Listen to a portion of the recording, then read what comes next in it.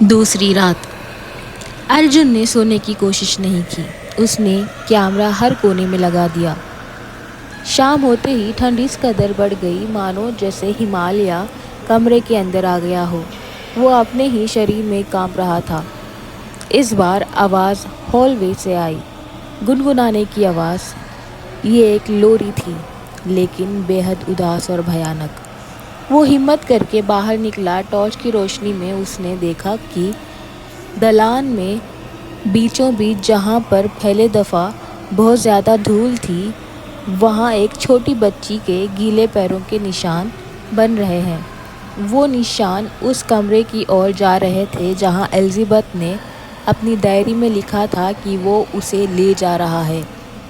ارجن اس کمرے کے دروازے پر پہنچا۔ لوری اندر سے آ رہی تھی۔ اس نے دروازے کو زور سے دھکیلا۔ کمرے کے بیچ میں اس نے دیکھا لیڈی الزبتھ کا کنکال۔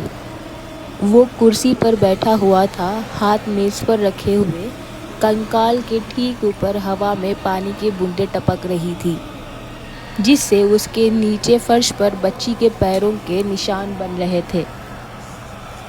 تبھی کمرے میں پڑی سبھی چیزیں اڑنے لگیں، کتابیں، ٹوٹے شیشے، سب۔ ایک بری شکتی کمرے کے اندر زور سے دہاڑی، ایسے دہاڑی جو کسی انسان کی ہی نہیں ہو سکتی تھی۔ تم میرے ہو۔ ارجن نے دروازہ بند کر لیا اور پیچھے ہٹا۔ اس کی ریکارڈنگ میں اب ایک تیز گونجتی ہوئی آواز سنائی دینے لگی، اکیلا، اکیلا۔ وہ ریکارڈنگ کو دھیان سے سننے لگا۔ آوازوں کے بیچ اس نے ایک اور آواز پہچانی، الزبتھ کی چھوٹی بیٹی لیلیان۔ لیلیان کی موت 1 سال پہلے بنگلے کے کنویں میں ڈوبنے سے ہوئی۔ الزبتھ اس صدمے کو برداشت نہیں کر پائی اور اسے لگا کہ اس کی بیٹی واپس آ گئی۔